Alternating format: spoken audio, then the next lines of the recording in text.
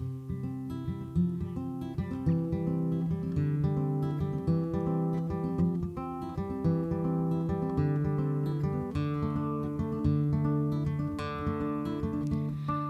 day, just like the river, my blood shall cease to flow. To the arms of God, a mighty tide shall roll. Will I wade into the waters, bearing no regret, or in desperation call out for my home? Just down the banks from the fires I had left raging alone, a threat to every love I thought I'd known, and into the undertow I go alone.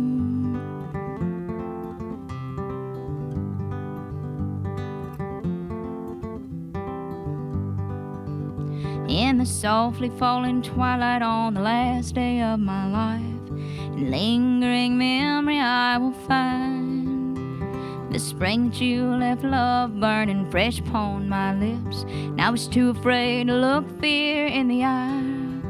So I wide open ran in terror, thinking only of myself, in a world full of sorrow all its own. And to the undertow I go alone. And to the undertow I go alone.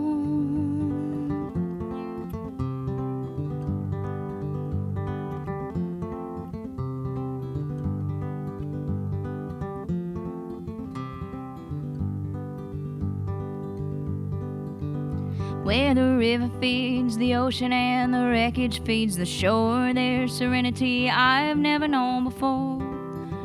Should the breakers thrash in anger, I'll be sheltered from the storm, resting peacefully down on the ocean floor. At the edge of all existence, drenched in the unknown, the endless sea turns on and on. And to the undertow I go alone. And to the undertow I go alone. And to the undertow we go alone.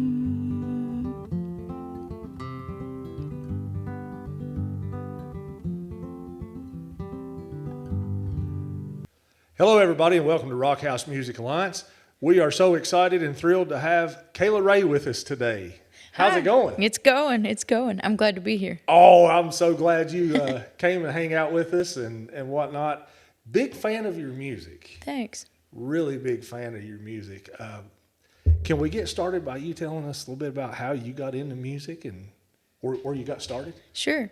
I think you just kind of got to love it, you know? Yeah.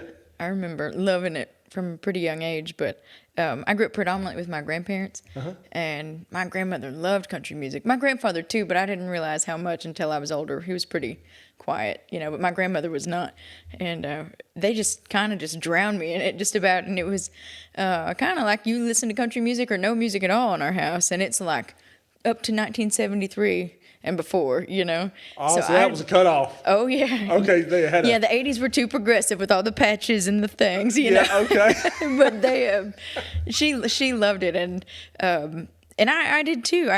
I just had some interesting things going on kind of in my childhood, and I remember listening to those songs and going like, I can relate to that, you know, even from a pretty young age, and I needed a place to be seen, I think. Yeah. And so that was a lot of it. The little church we went to, our pastor, he had been a circuit musician, and he was awesome. And our whole band was a country band. We had a mandolin player, and his son played the steel guitar, and our piano player, you know. In church? Yeah, and they were so cool because he had been a musician. He didn't care if you went out and played Saturday night and stumbled in. You're here, let's make music, you know.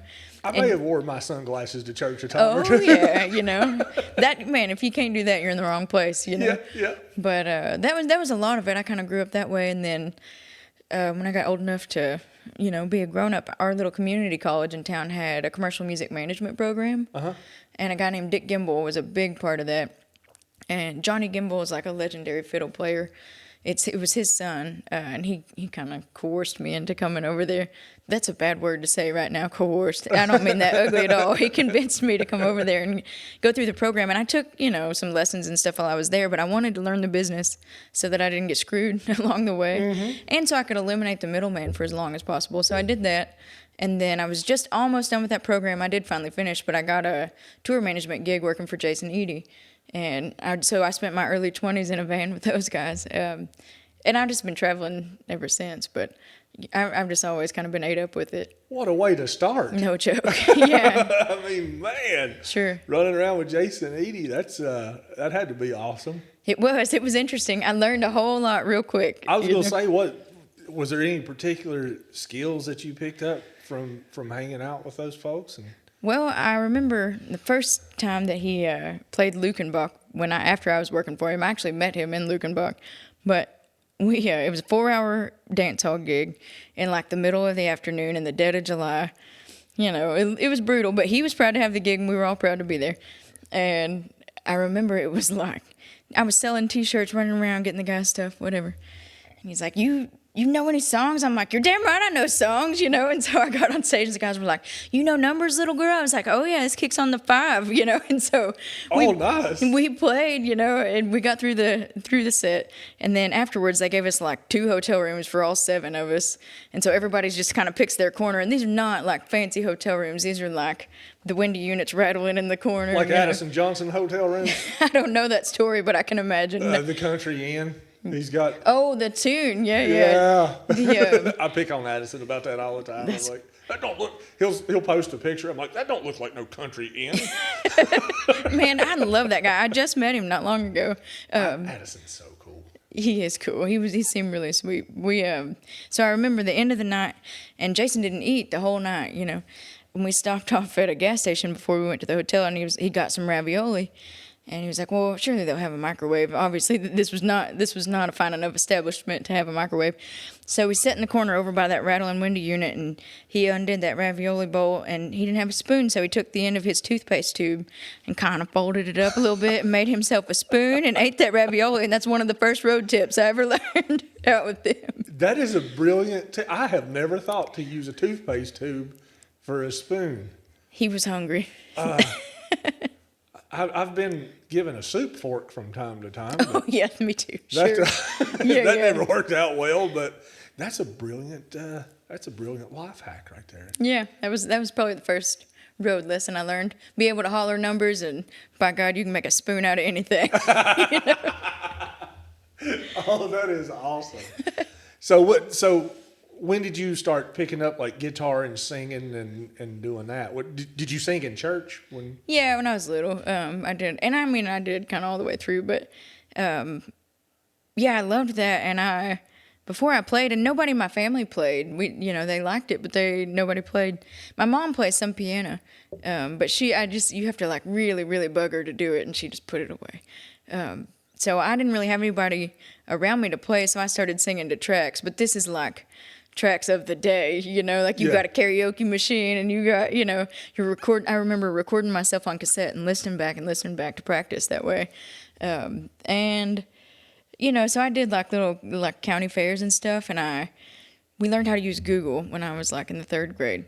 And I started looking for work. Yeah. So there was the Johnny High Country Music Review in Arlington, Texas. And the first 2 rounds of audition were by cassette. You had to mail in your tape. I'm aging myself. They were kind of behind, though, at the time. I would say I'm 34. But so I thought, well, I can do that. Like, I got tracks and stuff. So I just asked my granny if I could borrow a stamp. And I started sending in my tapes. And nobody knew it. It was not until I got through, like, the 3rd round of auditions that I was like, here's the deal. I have a gig. I need somebody to drive me to Arlington, Texas. How old were you when you were doing this? I was in 3rd grade, so I don't know what that is, like 8 or 9. 3rd grade? Yeah. You're off promoting? Hustling, man. If I was going to do it, I was going to learn how to do it, Lord. Okay. You were born to do this. Well, I hope so, but I was too stubborn not to, I think. Yeah. And thankfully, everybody was really, supportive. And by God, we went to Arlington. And I did that for a little while. And I started playing guitar when I was about 14. But prior to that, I was making it work how I could. Yeah. Now, as you're learning guitar, did you struggle with it, or did it seem pretty natural to you? Oh, no, gosh. It was so awkward and terrible. And my granny was reading all about, like, she had me soaking my fingers in pickle juice to toughen them up, like get a little rind on them. You know what I used to do? I used to super glue my fingers. Oh, yeah. I've heard that's like I'm not patient enough, and I just can see me getting stuck to it, You got to wait about 45 seconds after the deal. Yeah, too long, man. You got to let it, or else you'll be just, whatever chord you grab is where you're going to stay in. Yeah. It'd be like modern music.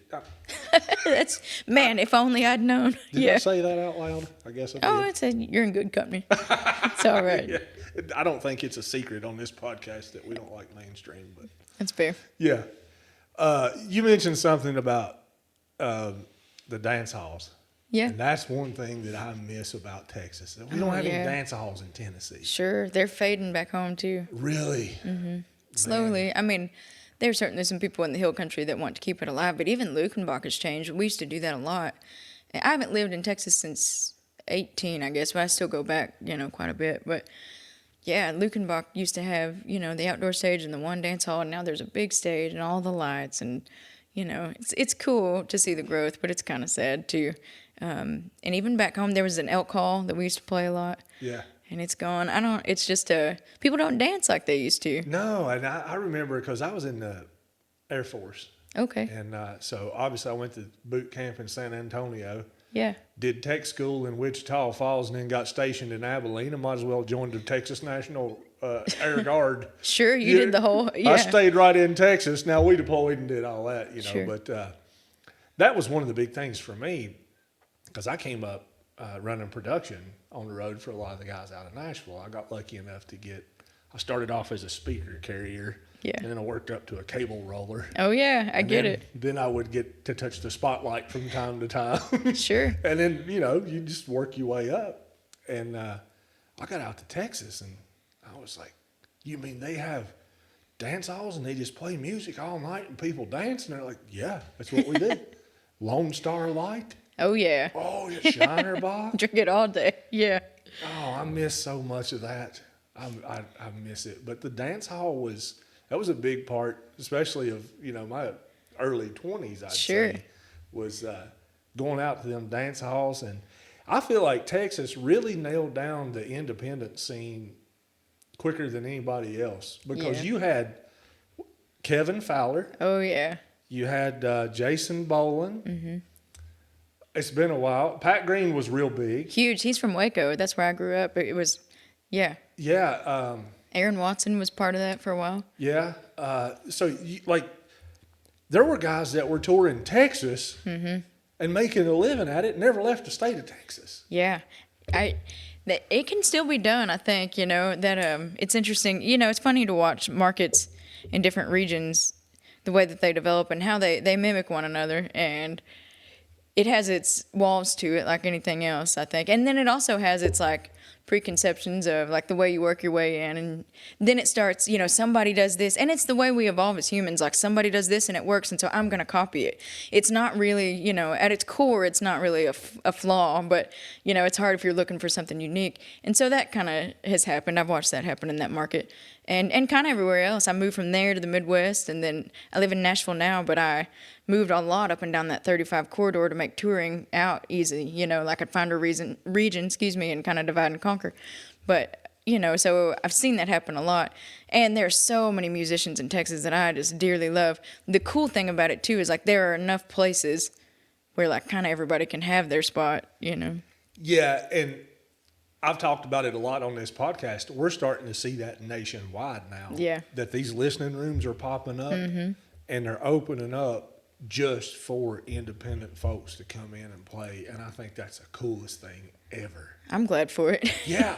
I mean, isn't it great that we've hit a point to where people appreciate songwriting? They appreciate musicianship. They appreciate all the things that we as songwriters and musicians kind of hold dear. The fans are starting to see, oh, wait, there's a different way to consume music. And Sure.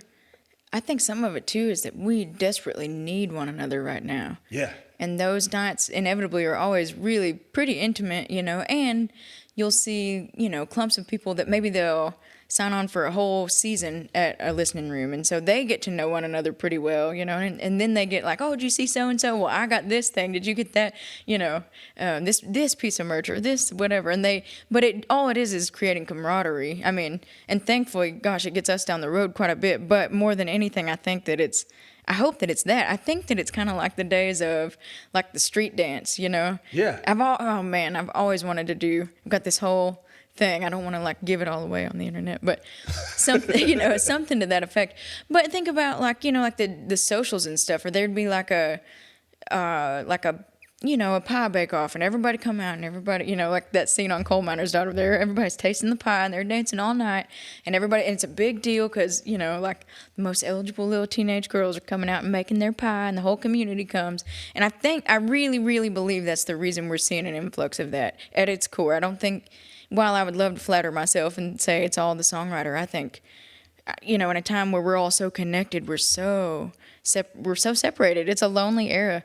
So I'm hoping that that's a part of it, you know? Yeah, and it's, I think it's getting to the point that as these things pop up, you're starting to see that you have a road family as much as you have you know what I mean? When you travel around and you go to these places, you have fans that you get to know. Oh, yeah. They come up and talk to you at your shows, and, you know, they learn stuff about you, and you learn stuff about them, and, you know, I'm not big on the social media and anything, which seems real strange for me to say running a podcast. Sure. But I'm in it for the music. Right. And this is simply a tool to get the music to the ears that want to listen to it. Right. And I think that the community that's kind of pulling together is really cool because, I mean, I'll travel to go see a show. Right. You know, and we're getting to that point now to where, like you said, people are wanting to have that camaraderie, and they're wanting to go sit in a room with a bunch of strangers that they don't know, but they have one common thing. Yeah. They like the music that's there. Right. And that's awesome to me. That's just blows my mind that we've kind of come full circle away from being, like you said, disconnected. Mm-hmm. But now we're finding a way to come back and reconnect over a common interest or a common goal, which is pretty badass. And it's such a gift of music. I always say, like, I can never outgive it. I can try, I can run myself ragged, and it always does something else. And that is amazing to me, that it's a communal thing. And I'm so glad for it. And you talk about a road family, man, I have got one. Yeah. I've been at it for, 14 years, I guess, is when I, like, left home and started traveling. And there are people that, I've seen them, you know, like Marion Barry people, and feel just like pride and grief right along with them. And they do the same for me. And the way that I grew up was pretty interesting, you'd say. And I know that I spent, not to say that I didn't have wonderful people, because I did, but I did spend portions of my childhood kind of like grieving certain losses, or like, man, I wish this person, what is, you know, you internalize things like that as a kid. So like, what is it about me that makes, you know, this person so disjointed? Because you don't see as a child that person's dealing with their own thing, you know? Yeah. But for every moment that I spent feeling isolated that way, I've been given people like in tenfold, and that is I'm just going to get teared up even thinking about it, but that's the richness of the thing, for sure. And it's awesome that the way that music can bring people together. Oh, yeah. You know, it's, I've had situations, we're coming up on a year that my best buddy, more like a brother to me, Eric Worley, had passed away. Oh, man. And we wrote together, we started playing Little League football together. Sure. And then got into music. And we wrote music together, and he was just like one of these people that understood me. I understood him, and we did so great playing music together. And he passed away. He had some health complications and had a stroke, and had some stuff with diabetes and stuff. Sure. So when that happened, I was ready to give up. Yeah. I said, hell with music. I'm not doing it anymore. And I was mad, and I was just in that place. And lo and behold, I went to a show down at the Shed, and Addison Johnson and Kendall Marvel was playing. And I talked about it on the Addison episode, but I'm standing there just madder than hell. Yeah, and seeing the thing almost makes it worse. Yeah. I'm like, sure. I don't even want to be here. Why am I here? Mm-hmm. And Addison walked in, and he told me, he was like, I had no idea. I was just walking on stage, and he walked in and he looked at me and he gave me a head nod. And I just give him one right back. I'm like, cool. And he got up on stage, and I went from here to here to here. Yeah. You know, and I realized at that point in time, I'm like, music has a lot of power. Yeah. And I can't just walk away from what me and Eric started. Sure. You know? So that was a big thing for me that pushed me to keep going and really educated me on the power that music has to be able to connect with people. And you know, I mean, it's like you and I, we just met an hour or so ago. Sure. We sat here and talked about music the whole time. Right. And like, you know, we have that common bond of, hey, I like this song. You're like, yeah, I like this one. And it really is a powerful tool that I think does bring people together more than anything else. Yeah, I mean, I could go on about it, but think about, you know, back even down to like the tribal days of like people would get together and chant or like, you know, the way you read about natives communicating, singing out across water because it'll carry a pitch, you know, or even churches and singing together there, even if we could get weird, you know, but even if it's just a frequency thing, even if just at our core we're designed to listen, and there are certain frequencies that we're supposed to listen to that bring us to the people we're supposed to have, you know, even if it's just that, it's beautiful, you know. But I think there's so much, I mean, obviously as we progress and things change and, you know, inflections and tones and lyrics and things that you love, that all matters. But at its guts, you know, I think that's a big part of it. We're just supposed to have one another, and it's just a conduit for that. It is. Mm-hmm. And, you know, when you play an acoustic guitar, you feel the vibration of the guitar as you're playing it.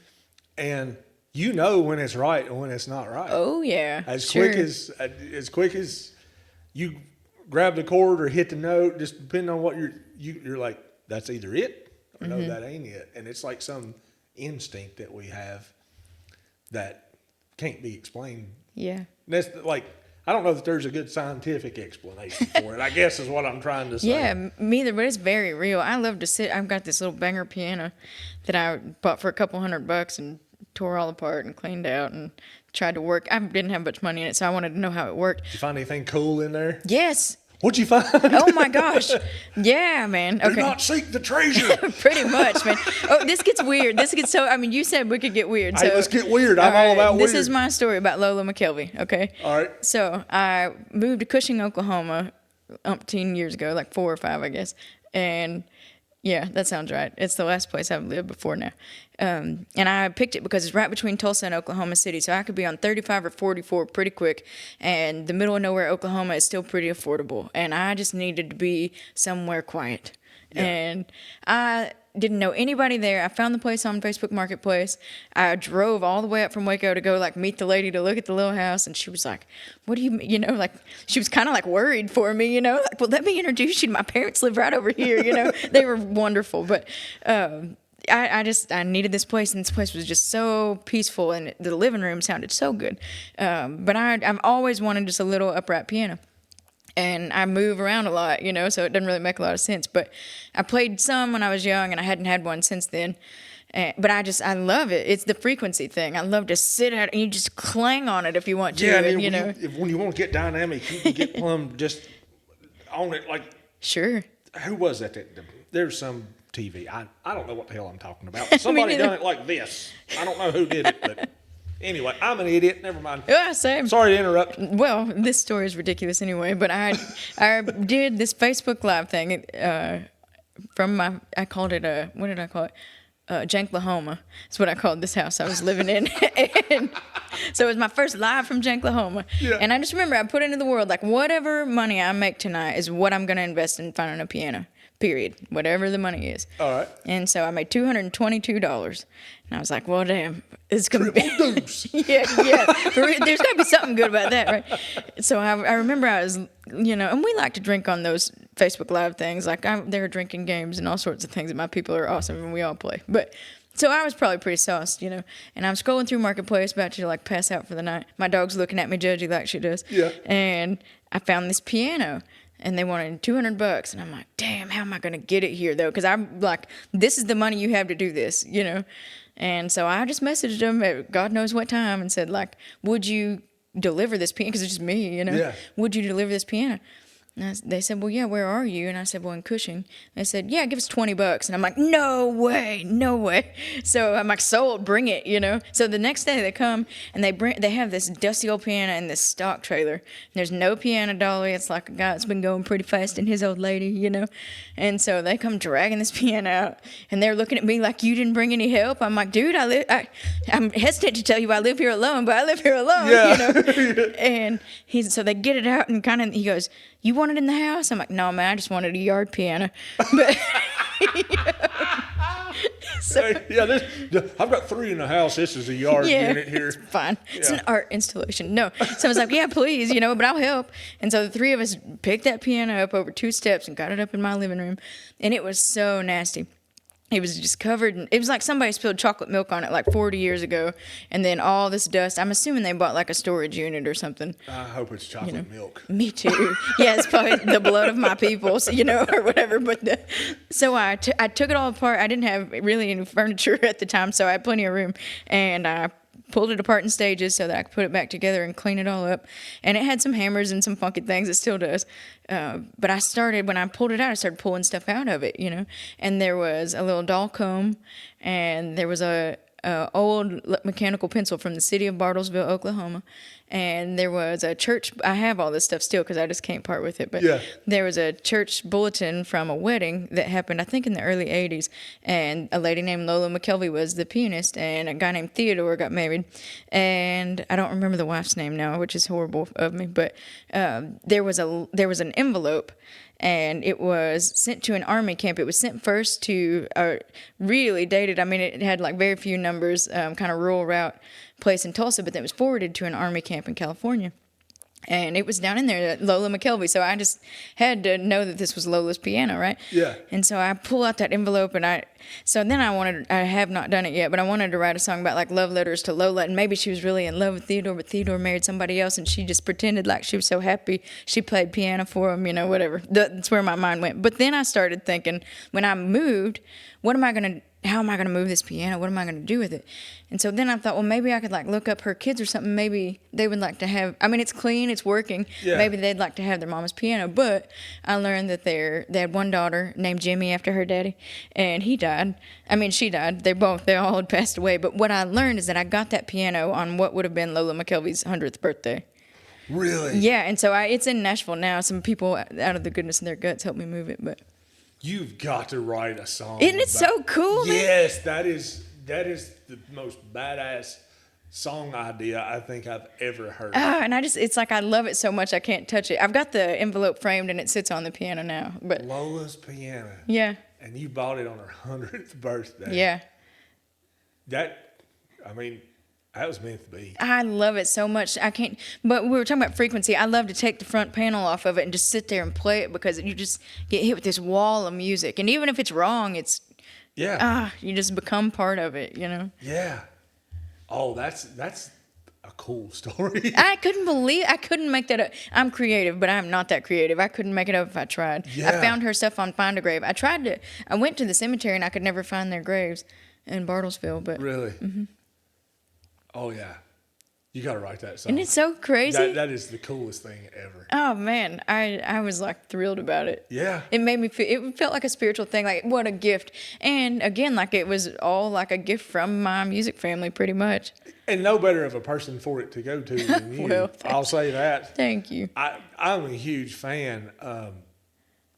Can you tell me a little bit about how you developed your style? Because I listen to you, and vocally, you are just so pitch perfect and right on all the time. Well, to me, it just seems like, well, Kayla's just a natural singer. You know, like it just seems like, you know, you have this way to interpret a song and deliver it in a way that just comes across so genuine and real. Like, I'm a bit jealous. I'll go ahead and say it. I'll say it out loud in cursive. Out loud in cursive? I speak in cursive plenty. I get that. That's funny. But, I mean, I appreciate you saying that. I don't know. I will say I've not been as good about it in this last year.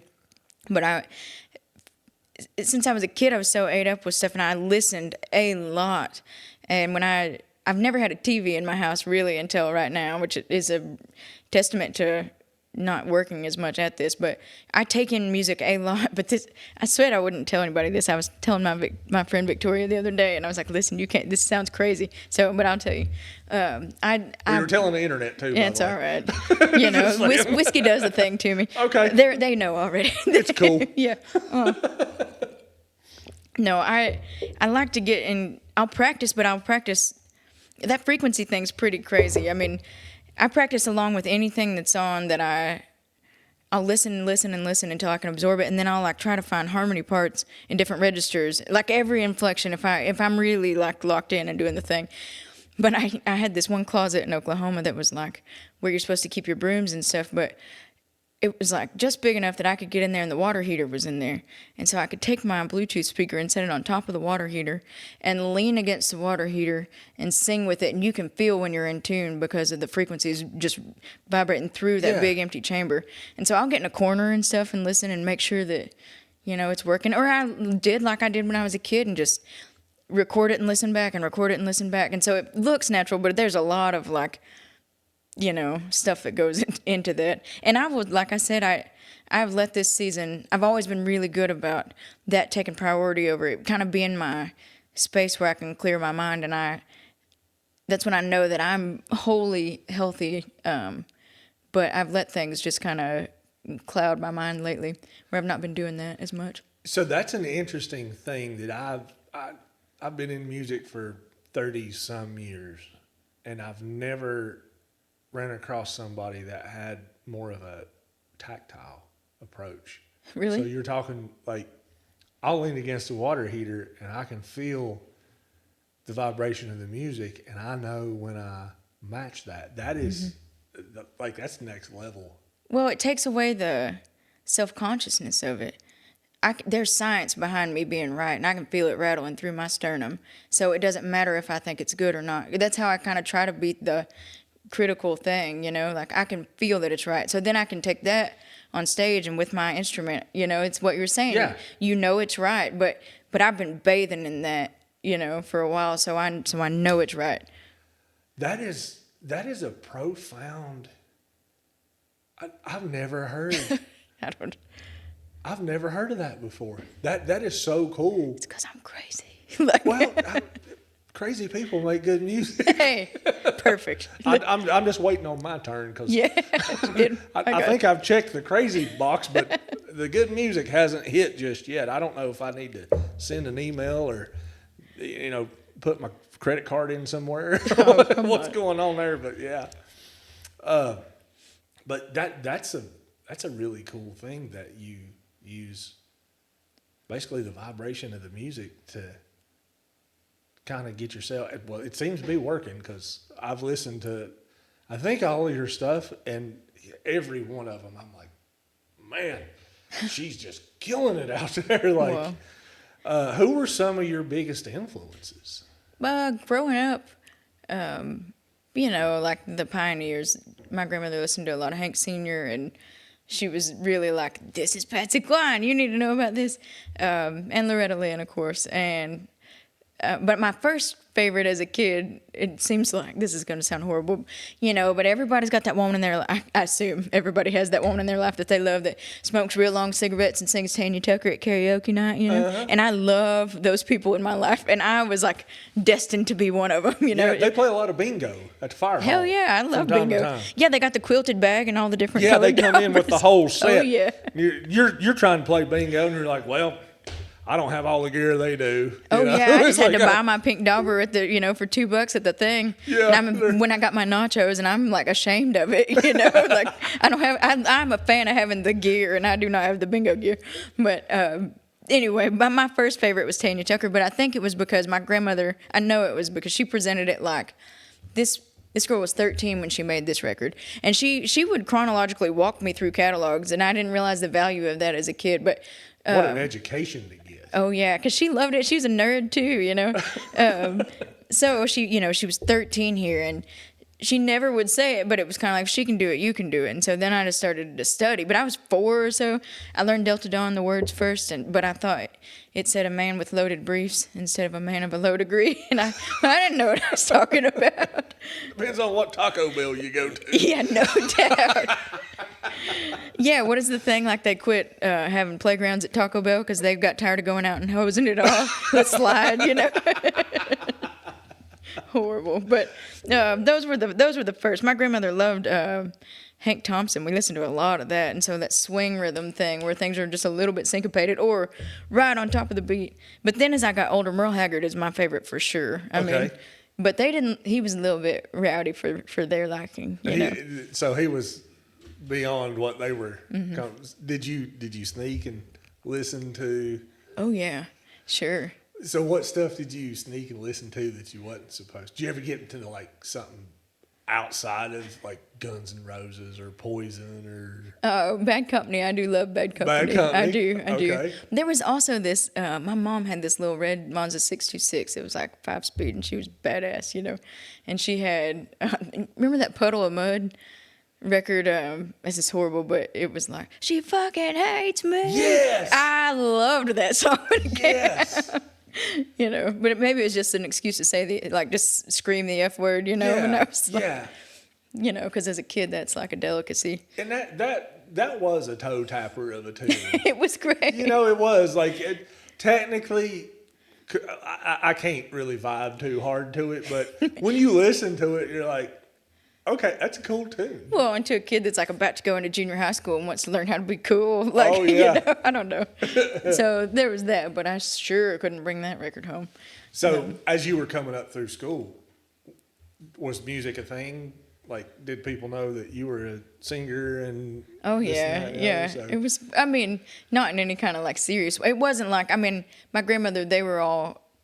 She loved to like pour it into me, but it wasn't like I didn't have a momager, you know. It wasn't like that, but yeah, it was fun. Like when I was early in school, about the time I was sending cassette tapes out, my music teacher would be like, find some music and bring it to me. And she'd play piano and like after school and like let me sing along to the tracks and stuff. I mean, I had wonderful teachers that really were awesome. Encouragers of that. Yeah. You know, and like on the school bus, I'd get like rounds and stuff started, you know, like now y'all sing this part and walk up the, you know, and they just like let me do it, you know, like now you sing this part and you know, like Rockin' Robin. Yeah, man. It was, and I didn't know at the time. I just was like, it was fun and I wanted everybody to hang out, you know? Yeah. I remember those times. I feel like us musicians kind of got taken advantage of a little bit because we would get invited places just so we played music. Oh, sure. It's like, I'm not cool enough just to invite me. But if I play music, you'll let me come. Like, I knew I wasn't cool enough. I was listening to Hank Thompson in 2005, you know? Like, those days were gone, you know? Oh, that is so cool. That is so cool. So what about your songwriting process? Are you more melody, lyric? How does that work in your world? Man, I think it kind of just depends, I think. When I'm more disciplined about playing and I'm just sitting down and noodling, sometimes I'll have a hook, you know, like a melodic hook that's like, oh, that's cool. And it'll just kind of come out of it. But, you know, it depends on which part of my brain. I mean, I think if I'm like analytically thinking of something, then lyrics kind of come first. But like I was saying lately, I hadn't been playing at home as much, just for my guts playing, you know. So it seems like lyrics are kind of coming first right now, but it changes. Yeah. You know. Do you ever hit like a plateau and you're like, I feel real stuck and I can't write something, or how do you get through that? Suck it up. It's terrible. It's the worst. It's like I was saying earlier, it's a real indicator that I'm not taking care of my whole being, you know. Yeah. But I had this conversation with Edie one time, and it'd been like a year. Like, ugh, that's a long time to not write anything, not even try. You know, like I got nothing to say. You know, and it'll ruin your self-confidence if you take pride in output. Yeah. And he said that he had listened to a Rodney Crowell thing, and Rodney Crowell said that you have to think about creativity like water.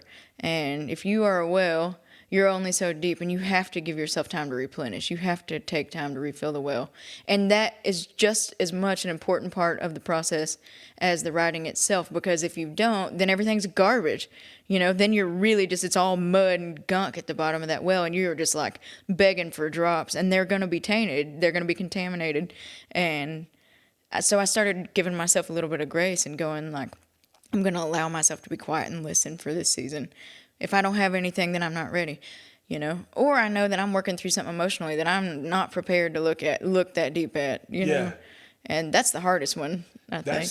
That's some profound advice right there. That was Rodney Crowell, so I can't credit myself with that one, but I've never even thought about the fact that you have to replenish, because you can definitely exhaust your creative fuel tank.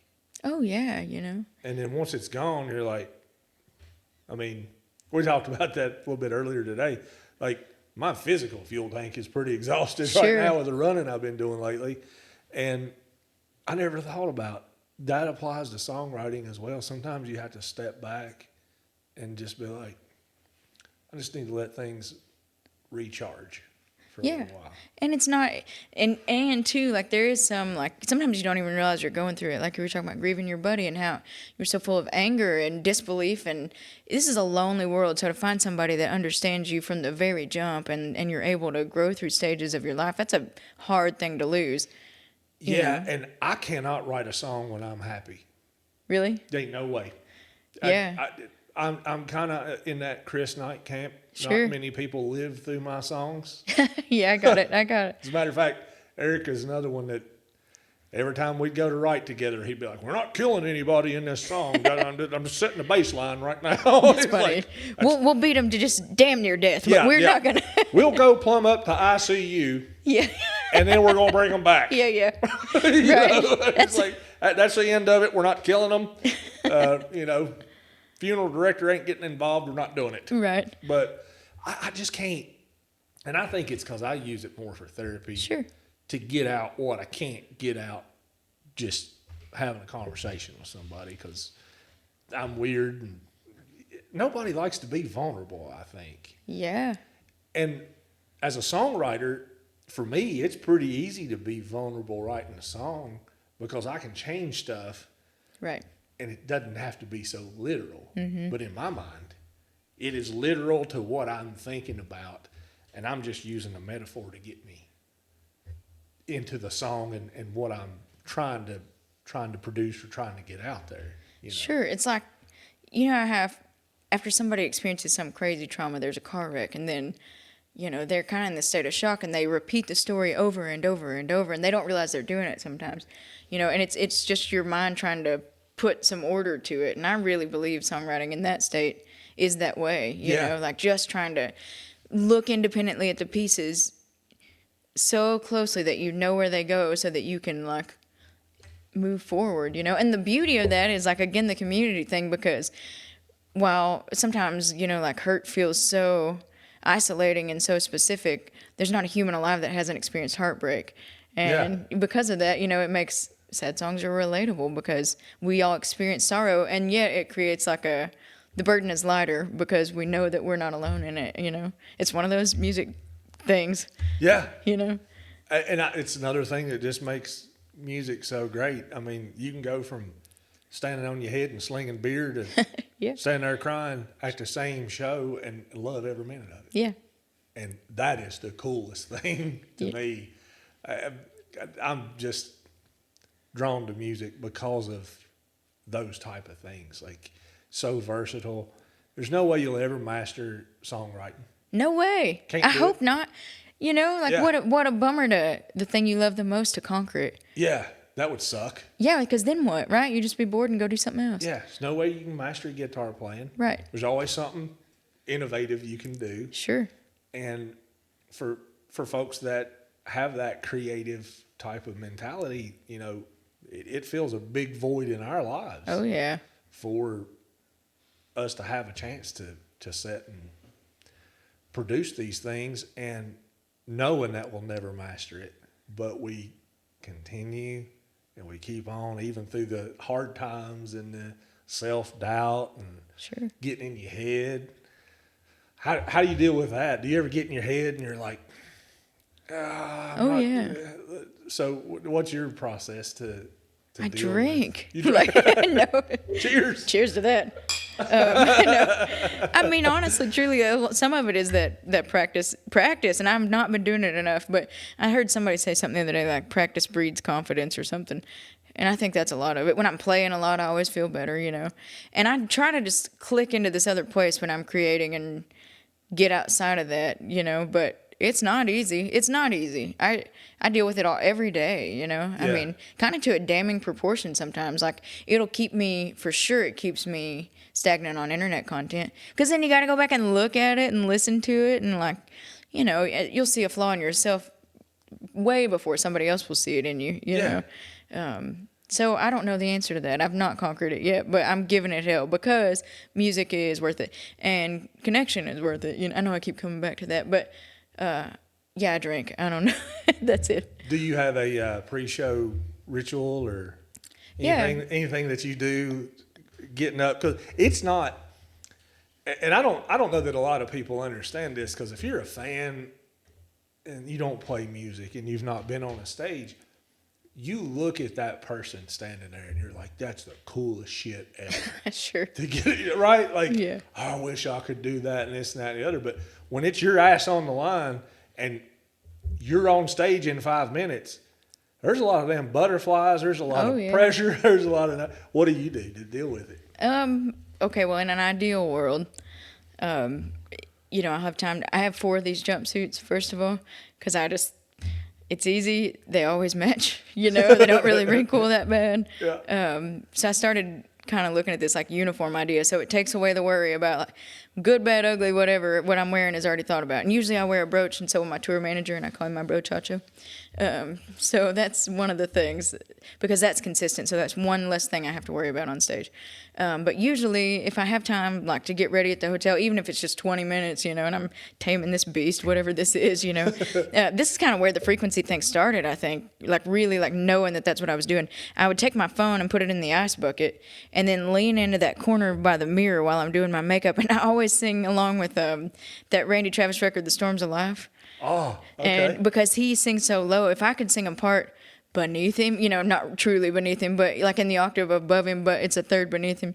And that's a good place for me to start warming up my voice without having to be like, singing vocal warm-ups that I'm not ever going to do. Yeah, that makes you feel real dumb. Yeah, real dumb, Who the hell wants to do that shit? And it's necessary to warm. It's a muscle like anything else, but... It is, but it damn sure isn't cool. No, so I started finding a way that I liked it, and so that record is kind of a go-to just because I like got to where I know it so well that it's an easy thing for me to do, repetitive, I think. And then, I like a stretch and crap like that, but there's rarely time for that. But if I'm really like, it's just really cheesy, but like I'll just kind of like offer up a thing to the gods and just say like, give me the songs to sing and the words to say, because like while my ego very much gets like inflamed by the thing, I'm not the only person in the room. Yeah. So those are like my pre-show things. That's pretty cool. It's kind of silly, but I just get real nervous. Oh yeah, me too. Mind you, I'm nervous through every bit of that. Yeah. But usually mine wears off about halfway through the first song. Sure. I'm like, every time walking on stage, I don't give a damn if I'm on a 10-day run and I walk on stage, I'm nervous. And I think it's because you give a shit. Me too. Right? Like, if you don't care, you can probably get up there and not give a damn what it sounds like or if you even did your job good or anything else. But, if you care, it matters. And then you're a little bit nervous. But about halfway through the first song, I start flipping into entertainer mode. Yeah. And I know I definitely have a regular mode and the entertainer. Oh, yeah, me too. Sure. And when I start to feel the change come about, I'm like, oh boy, here we go. Yeah. Put the seatbelt on. Don't know what I'm going to do next. Yeah, but you just listen to the thing and go for it, you know? Yeah, it's fun. It's a blast. Yeah. And some of the best times that I've had on stage have been when I didn't have a clue what we were playing. Sure. So I used to play do a lot of fill-in drumming for Mike Archer, which he played for Tim McGraw back in the Indian Outlaw days. Oh, wow. So I ran across him playing a show, and he came up to me after the show, and he was like, "You busy next weekend?" And I'm like, "Well, no, not really." He was like, "Mind fill in for us?" And I'm like, "Sure, send me a set list." He's like, "Well, here's the thing. Great. We don't have a set list." And I'm like, "Well, what should I learn?" He's like, "Don't worry about it." I'm like, "Okay." That's terrifying. Yeah, sure. Like, I'm a drummer, Mike, like, Right. if I mess up, everybody's going to know. Sure. But it was so cool because I guess he just believed that in my talent, and he was like, all right, he can read the room. Right. He can listen to the band, and he can fit in. So I would go play these shows, and we did it for a year or so. And the bass player before the song, like, I'd never heard, there was old country, like old country. And we were just playing like Eagles clubs and Moose clubs and, Sure. stuff like that. But the bass player would turn around and tap the tempo out. Oh, wow, On cool. the bass. Yeah. To let me know what we were doing. And we would kick the song, and I just had to make it fit. Yeah. And I was so, the first one, I was just so stressed. Yeah. And lo and behold, we did that. We ran that thing for, like I said, about a year. Cool. Never had a train wreck. Yeah. Never had a train wreck. There were some parts that were sketchy. Oh, yeah, sure. You're You looking know? around like, who's going to catch the ball? Yeah. Yeah, it's like, I went into a role here, and I don't know how we're going to get back in, but we did. Yeah. And I think as a musician, that's probably some of the biggest growth that I ever did was basically practicing on stage. Yeah, sure. And then you get to listen and like, this bass player is going to lean real heavy on this note because last time he did, it comes right back, or we're going to syncopate this next downbeat, or Yeah. this guitar player, he's going to go to the 5, and everybody knows that brings you usually back around to the 1 or Yeah. whatever, Yeah, and it's that organic connection. Yeah. Like, that's a pocket. You can get in a pocket on any song. But if you get 4 or 5 people in the pocket on a song that nobody knows, or Yeah. one person doesn't know, and you just lean on your skill and your ear to get you there, it's a pretty cool thing to do. And when I started doing that, I used to dread going to those shows. I was like, oh, I'm going to screw something up, and I'm going to ruin the whole show. And then it got to the point where I loved it. And Mike would be like, hey, we're going to play. I'm like, no, don't tell me. We'll get it. We'll get it. Don't worry about it. And then he got to laughing at me. He was like, I see you're coming around on this, but I'd like to give him a shout out because he was a dude that believed in me. Yeah. And gave me the chance and really pushed me to become a better musician. That's cool. Through that process. Those people are so special, They are. that they're willing to do that. Because, especially, gosh, I've been in Nashville a year and a half now, and it seems like that town is so, like, teeth are gnashing, and people are so, like, I mean, it's for me, and if it's not perfect, and it's whatever. So, people that are willing to put their project or their ego aside enough to go, like, I know you can do this job. Let's go do it. Let's go learn together how to do it. I'm here. Let's do it. That's a special thing. It takes a really precious person to do that. Yeah. Now, are you more of a fan of a polished performance or a more raw performance? It depends. I like both a lot. Mm-hmm. I don't like we're on a click track and we're robots. I don't like that at all. I can't handle clicks. But I don't consider that polished. I consider polished like, one guitar player starts playing this line, the other one can hear it once and start playing a harmony line, or there's space. Space is like the biggest indicator of like a musician being comfortable, and what happens in that is like just to showcase this one piece that's happening. I like that a lot, but I do like when people know what they're doing. I can appreciate the time that somebody has spent with their craft, but I also love listening to somebody sing in the back corner of a garage that has just been crushed and they're letting you know it. Yeah. I mean, it depends on the thing. Like some of those, like Aretha Franklin records from the day that, the tempo will waver but man, you just don't know it because it all feels so damn good. But everybody knows their part, and it's all mixed perfectly. And especially if you can pull that off live. I mean, every piece of it is art, and that is hard to say. I mean, I can appreciate both. I can see that. I tend to lean more toward the raw side. Sure. Because a songwriter at heart, I want to hear it stripped down, just the way that it was written, and it was either a guitar or a piano. Right. That's pretty much how we all do it, right? I mean, sure. You either got a guitar or a piano, and you sit down and you write a song, and then it grows, and it develops, and it goes from there. And I like to hear that. Just give me one instrument and the vocal. Well, take it down to just where it started. Give me the origin. I'll certainly appreciate the studio version once it's done and this and that and the other. But I like to hear the person that wrote the song just do it, just right from their soul. Me too. That is my very favorite, I would say. I mean, I can appreciate the other and get something from it, but that's pretty. Yeah. Now, not to take anything away from when you've got a tight band and everybody's in the pocket. That's a whole different level of damn magic that happens right there. I mean, when your stops are just perfect. That's what I mean. All that stuff. That's cool too. And that's a different skill set. It is. You're right about that. It's totally different. But they're both like, focus is such a huge part of both of those things. You know, where you have to make yourself check out of everything else to get there. And so to see somebody, it's almost like, damn, they got there. Like, they did it. They're free right now. And it just feels so good. You know? Yeah. Which brings me to another question. When you go watch a show, are you just watching or are you studying the musicians on stage? Oh, I'm studying. Oh, yeah. Half the time I'll take notes. Like, yeah. Me too. So I'm probably the worst fan ever because I'm sitting there just staring. Oh, yeah. I'm probably staring at your hands, watching what you're playing on the guitar, because I have to work so hard at guitar. It didn't come natural to me. I had to build that. Sure. And I had this real bad habit about watching my hands when I played when I first started. I think everybody does that. So I would get in a dark room. Oh. And turn all the lights out. Yeah.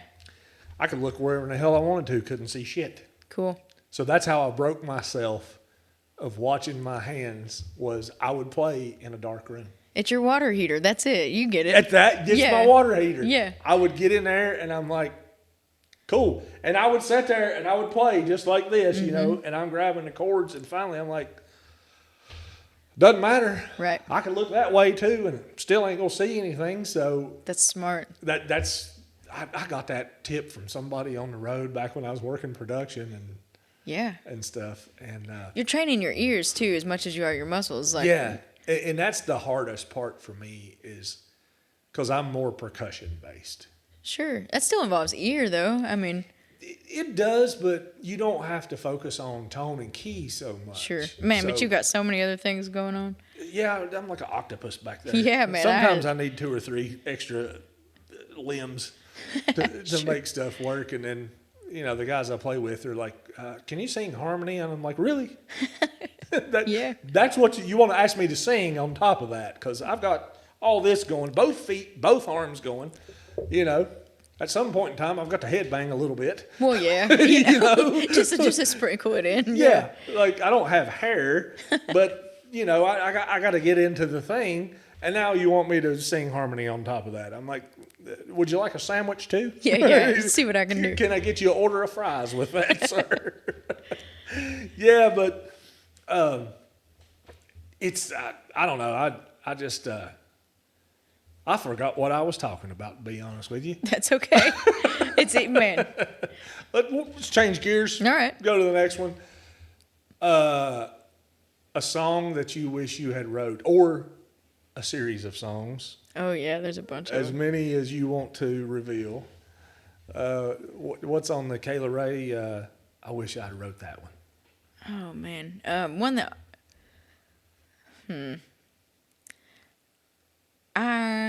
Tecumseh Valley, Towns Van Zandt.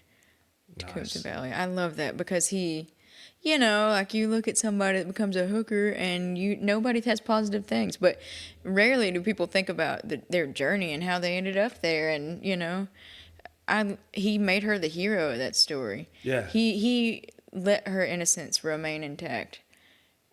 That's incredible to me. Yeah.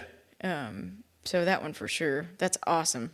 Yeah. I love that. Even as tragic as the way that it ends, she's still preserved in, like, with dignity. Yeah, got the dignity Yeah. intact. Yeah. So that's, gosh, what a hard thing to do and what a beautiful thing to do. I like, this is like a newish one. There's this Jason Isbell waltz from eons ago. My friend Russian Steele back home played it at a show, and I'd never heard it before at the time. But it's called Cigarettes and Wine, and it has this line that's like, the whole thing's just beautiful. It's a real slow, sad bastard waltz that I love, but, like she lives down inside of me, still rolled up like a $20 bill. And I mean, it's not like, that's so good. Yeah. And we were talking some earlier about, I love that Christofferson, loving her was easier when he says, she ain't afraid to be a woman or afraid to be a friend. Yeah. And so I always said that would be my epitaph. That's the thing I hope to achieve. Man, there are a ton of them. I could go on. I love songs, especially good ones. Oh, yeah. Yeah, and there's so many of them out there. Yeah. What about you? You said earlier, the guitar was one of them. The guitar is definitely one of mine. And for me, that like we were talking about, a twist at the end. Oh, yeah, sure. To where he's like, I closed the lid and saw my name was on the case. Like, Yeah. That's the stuff that gets me, is when you see a song take you to somewhere that you don't know where in the hell it was going. Mm-hmm. Like that whole time you're just listening to some dude walk in a pawn shop and play Right. a guitar. And then at the end, there's this whole like ghostly thing that ties back into it. And I'm like, that's brilliant. Yeah. Another one, which for me, anything on the Chris Knight catalog, but Rural Route from Chris Knight, where he talks about, he walked on down the road, filled a beer can full of 22 holes. Yeah. Like, that's the simplest, and that's part of his brilliance.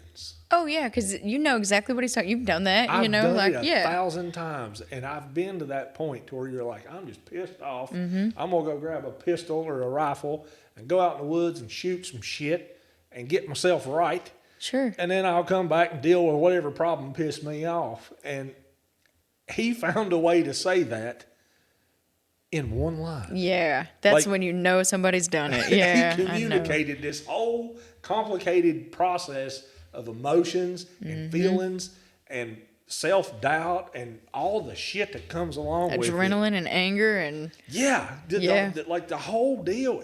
He did it in one line, and everybody that listens to that song knows exactly what the hell he's talking about. oh yeah, and you can see it, you can feel it, you can hear it. Yeah. Yeah, it's intellectual music, I've been saying lately that my music is highbrow and low budget. Like that's the whole idea. Your music is pretty top notch, I will say. No, I don't mean that. I'm just it's the hope that I'm thinking, or that anybody else is thinking too. Which I think that you have a unique ability to you take that traditional style and make it relevant today. Well, that's cool. I hope so. Yeah. And I really appreciate that, because when I listen to your songs, I'm like, that is country. Like that is exactly, it's where it started, but it's the today interpretation of it. Cool. And I like the way that you blend the two. You find a way to pull in the old school phrasing and stylings and this and that and the other, but then you're writing about relevant topics and things that are happening now that just melds into this place. It's almost like you you get a chance to experience history with your music. You know what I mean? That's sweet. Like it still holds the traditional roots, but you're doing it in a new way. And for me, that's why I'm such a big fan. Well, thank you for that. I just enjoy the way that you present and put things together, and it's your style. When I hear you come across my Spotify, I'm like, there's Kayla. You know, cool. like, Good. and to me, that's the indicator of a top level artist is when you can hear the first word and you know exactly who that is. Because our mainstream stuff and a lot of music is so diluted, you're like, okay, cool, we're going to sing about a tailgate and a beer.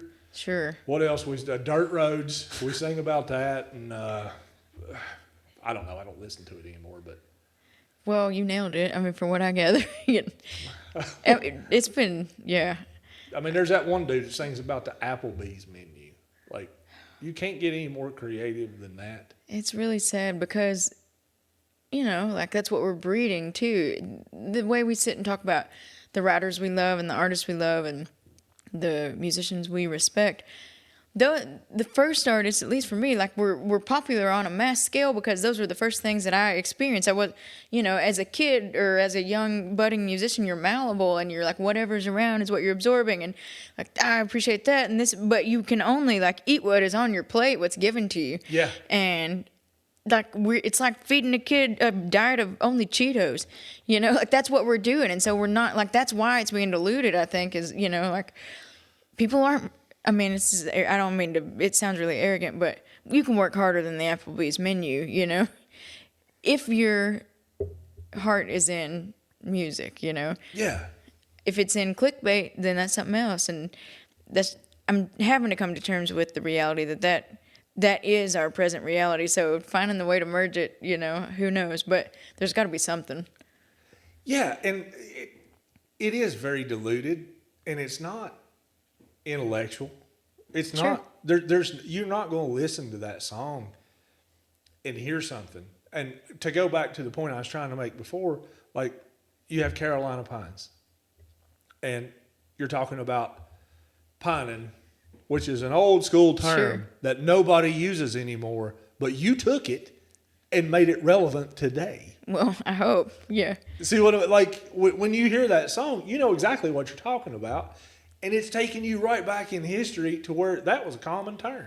I got lucky in that regard because my grandparents spoke like that in our home, and I just, you know, it wasn't. I was eating something that wasn't Cheetos. Like maybe it was grits, but you know, Yeah. that was, you know, Do some of those people things. eat grits anymore?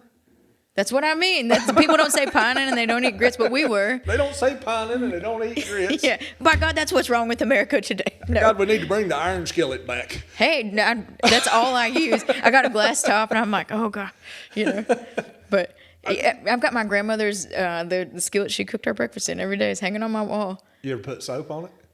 I do. And I know that's blaspheme. I know. But she did. If it was something real funky, like if I baked some salmon in it last night, I ain't going to hang that salmon back on my wall. Made her call the state police. Let's have her arrested But immediately. okay, I will say what I do though. There is a process though. If you have to soap it, then you wash it all down, get all the funky like E. coli breeding things off of it, and then you heat it up on the burner, right? Y'all do that? You gotta dry it out. Yeah, because you don't want it to rust. But then I do take some kind of oil on like a rag or on a paper towel and seal it off again. So it's, you're know. reseasoning. Right. I mean, I'm trying to keep what it is alive without the funk, but I'm not just letting it hang out to just, get brittle and die. Yeah.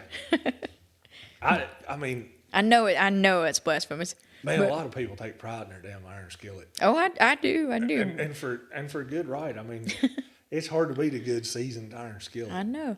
Well, and for me, it's like, man, there's 40 years of my grandmother's dedication to her family and this thing. Every morning I wake up and I'm like, that's the reason I'm here, It's a good day, Like I get to spend time with that. That's why I've got a skillet from, and my family, I always say I don't have a family tree, I have a family jungle, but I've got a skillet from every one of my grandparents. Really? Yeah, which is awesome. So I get to you know, and God knows, like, I've moved all over, so those skillets have been everywhere, you know. You got the most traveled skillets in the world. By God, that's right. You let them know. Like, no.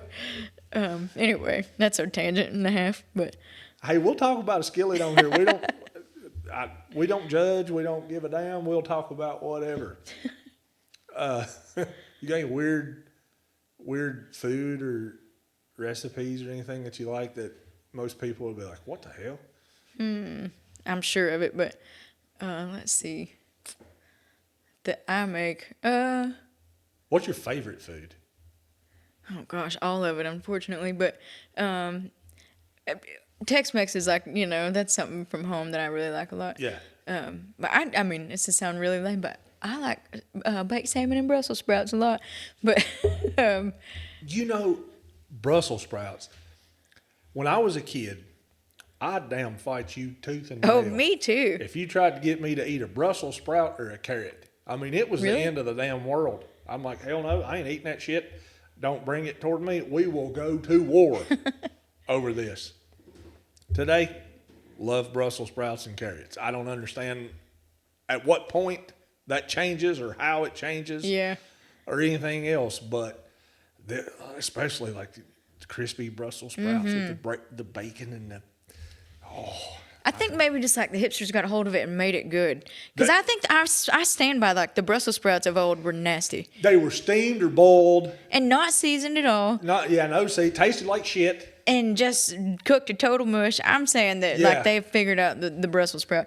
Okay, I did think of something weird. So I like just like a boiled new potato, and maybe this is just because I've been making music for the last 15 years of my life, and I learned how to appreciate a boiled potato for supper. But I Like do. eating your ravioli with a toothpaste. That's what tube. I'm saying. Okay, all Yeah, right. just a plain boiled potato, like butter, salt, and Mrs. Dash if you can afford it. Yeah. You know? Yeah. And Tony, I can't say the last Oh, name, but yeah. Tony's. I know what you're talking about. Satcheries or however you say it. But Yeah. Tony's Cajun seasoning. Yeah. I'll put that shit on ice cream. I don't give a damn. That's good. It's pretty good. Yeah. I will certainly put it on anything. What do you got coming up? Got any new music coming out or anything like that? Or I'm not any at shows? liberty to say.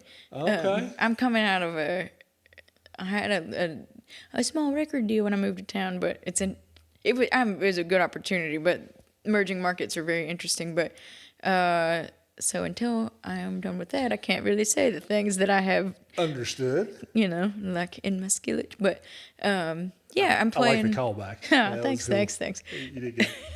Thank you. I gotta like mark it down. Score that one. Yeah. One for Kayla Mater. Thank you. I'm playing in the Midwest this weekend. We'll be out for about 4 or 5 nights, and then I'll go back, and then we go to Oklahoma, and then we go back to Nashville, and then we go to Texas, and go back to Nashville. There's a lot of back and forth So right you're now. burning the roads up. Oh yeah. What else is there to do? I'm not good for anything else. You know. I don't even know if I'm good for this, but I sure ain't good for anything else after all this time. So. Well, I'm a fan. I can tell you're certainly good at what you do. Writing songs, singing songs, performing.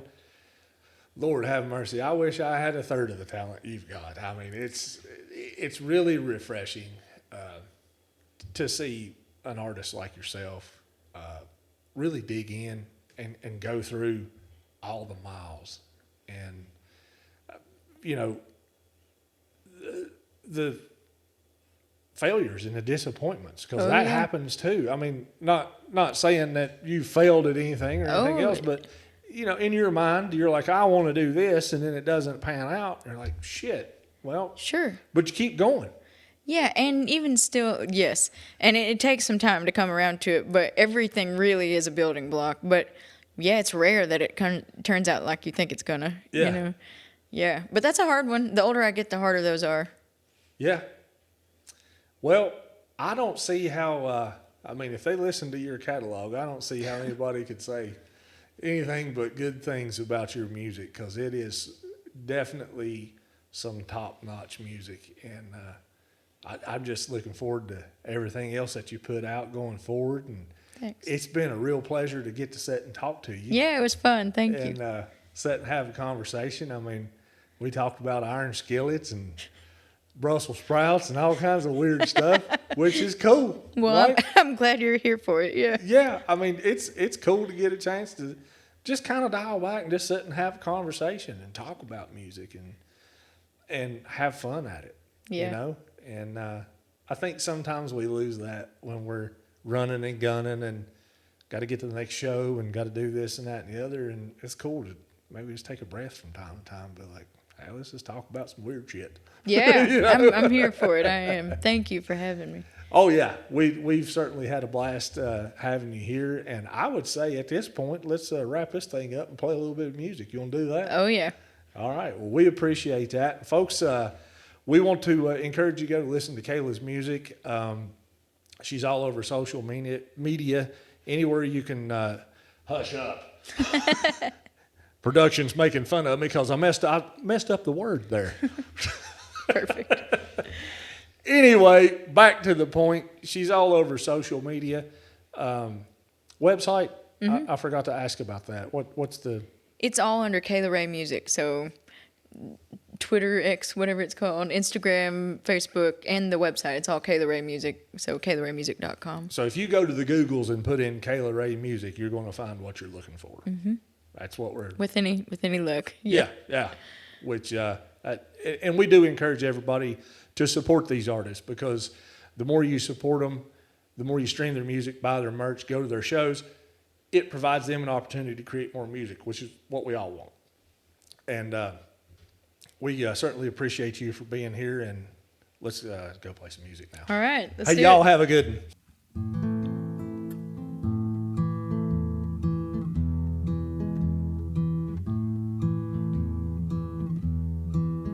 A man never walks on just one side of the law. Just 'cause you ain't doing wrong don't mean you're doing right at all. Just a desperate man drawing desperate pay. Do you think God Almighty really meant it this way? A man never walks on just one side of the law. Does the blood on your hands keep you awake at night? Shadows crawl the floor and faces come into light. Yeah, in the fight of your life over nothing at all, when the morning sun comes, you still answer her call. A man never walks on just one side of the law. The honest man ain't got the preacher's chance in hell, but you know the job, and damn it, you do it well. You're just ashes to ashes and dust to dust. Can't stand yourself long enough to let your barrel rust. A man never walks on just one side of the law. No, a man never walks on just one side of the law. A man never walks on just one side of the law.